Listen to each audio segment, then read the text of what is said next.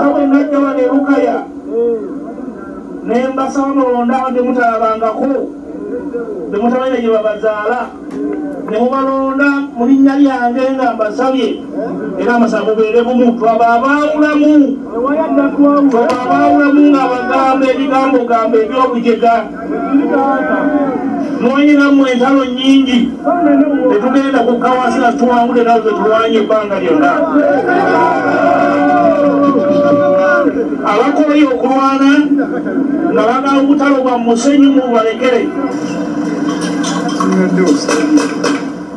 wano ku kisaawe kya Masaka Sports Arena awanayindira omukolo gw'okwebaza Katonda olw'obusobozi bwawadde omubaka Mathias Mpuuga okuweereza okuva mu bifo ebyenjawulo enteekateeka zo ziwedde.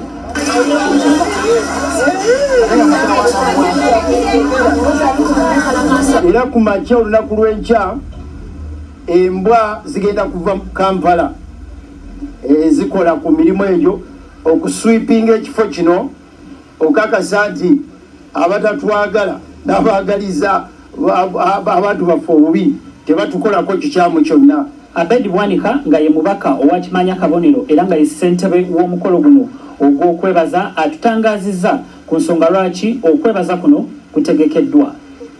Atuweereza bulungi nnyo nga member of parliament waffe. Ebisanja kati ali mu kyakusatu tebamuzzaayo buzza nti olw'okuba wano tewaliwo balala buli bamugeraageranya balabanga obuweereza obwa busobola. Walabu Mathias Mpuuga bwe yatuuka mu parliament ate n'alondebwa okubeera leader of opposition emyaka 2 n'ekitundu gye yakamala emabega kaawo. Omulimu ogwo kigambibwa abamumanyi n'abakola naye nti wayinza okuba tewannabeerawo leader of opposition mu nsangi gino emyaka 4 atuuse bunalewo Mathias Mpuuga bye yakola. Abaganya bayo mu mutwalo be basuubirwa okwetabwa ku mukolo guno ogw'okwebaza era nga Bishop Severus Jumba yasuubirwa okuyimba misa nga Charles Peter Mayiga Katikkiro wa Buganda yasuubirwa okubeera omugenyi omukulu olunaku olw'enkya. Olwaleero omubaka w'emiyaga Field Ssekikubo akulembeddemu okunoonya emikono egireeta ekiteeso ekigoba bakamisona ba paalamenti 4 ku bukulu obwo kimubuuseeko bw'atuuse wabeera emmeeza n'entebe kwateegera ababaka okuteeka emikono ku kiwandiiko kino nga byaggiddwawo. Ono alabiddwako ng'akuba amasimu ag'okumukumu okutegeera ebyatuuse ku mmeeza ye naye ng'alabika tafuna kuddibwamu kumala. Tekimumalidde kwe kugenda watuukira abagenyi ku paalamenti okubabuuza ogubadde naye nga nabo tebalina kyakumuddamu.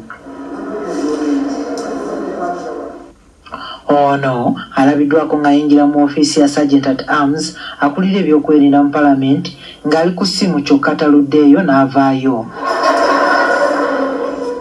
Tekimumalidde n'addayo mu ofiisi ya Sergeant at Arms n'ajjayo entebe ng'agamba nti agenda kukozesa zino bwe baba tebamubuulidde emmeeza ye n'entebe yaziggyeewo.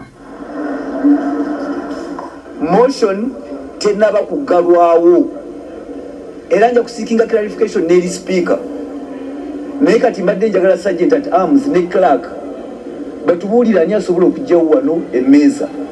Ssekikubo tabadde na bigambo biwoomu eri omuntu agambibwa okutwala ebintu kwatambuliza emirimu gye. Kino kye bakoze kino kya butujju.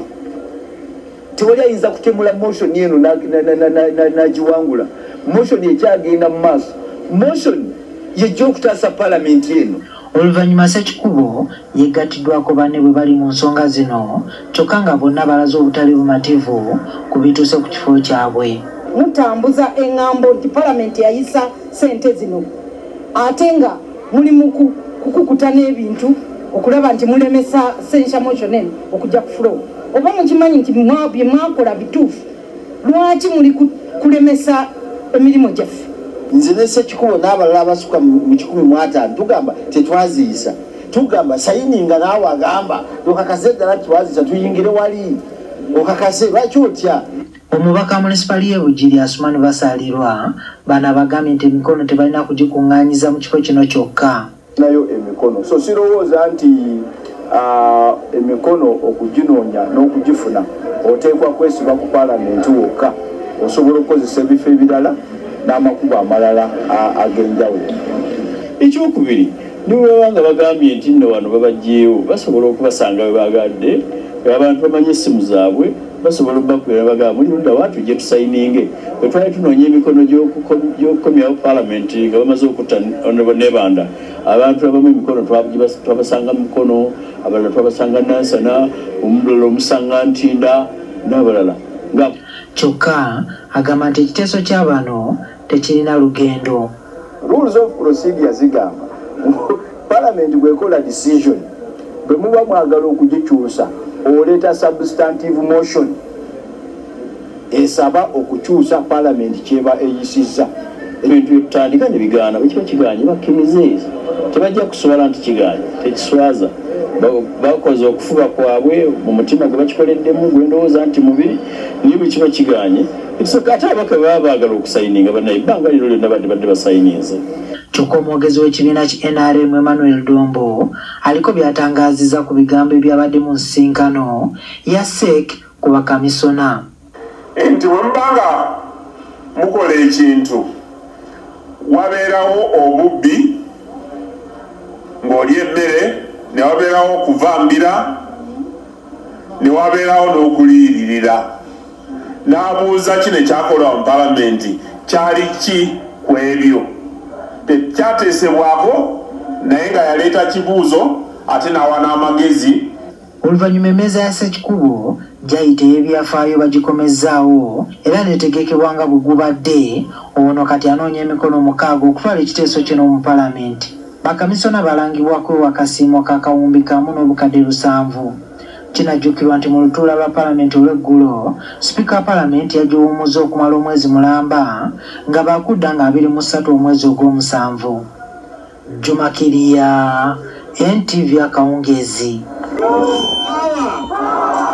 Nawe najja wano Lukaya ne mbasaba mulonda wadde mutalabangako ne mutabanya gye babazaala ne mubalonda mu linnya lyange nga mbasabye era amasaba mubeere bumu twababaawulamu nga bagamba ebigambo gamba ebyobujega mwanyinamu entalo nnyingi tetugenda kukawasi nga tuwangule nazo tetulwanye ebbanga lyonna.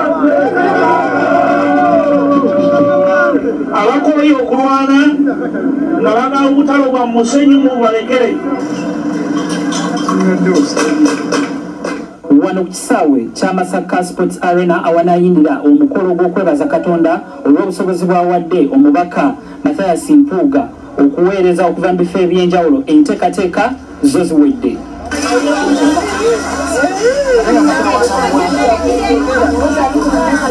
Era ku makya olunaku lw'enkya embwa zigenda kuva mu Kampala zikola ku mirimu egyo okuswipinga ekifo kino okakasa nti abatatwagala n'abaagaliza abantu baffe obubi tebatukolako kikyamu kyonna. Abedi Bwanika nga ye mubaka owakimanya kabonero era nga ye ssentebe w'omukolo guno ogw'okwebaza atutangaazizza ku nsonga lwaki okwebaza kuno kutegekeddwa.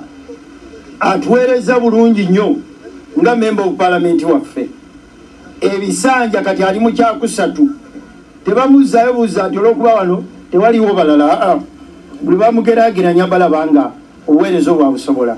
Walaba Mathias Mpuuga bwe yatuuka mu parliament ate n'alondebwa okubeera leader of opposition emyaka 2 n'ekitundu gye yakamala emabega kaawo. Omulimu ogwo kigambibwa abamumanyi n'abakola naye nti wayinza okuba tewannabeerawo leader of opposition mu nsangi gino emyaka 4 atuuse bunalewo Mathias Mpuuga bye yakola. Abaganya bayo mu mutwalo be basuubirwa okwetabwa ku mukolo guno ogw'okwebaza era nga Bishop Severus Jumba yasuubirwa okuyimba misa nga Charles Peter Mayiga Katikkiro wa Buganda yasuubirwa okubeera omugenyi omukulu olunaku olw'enkya.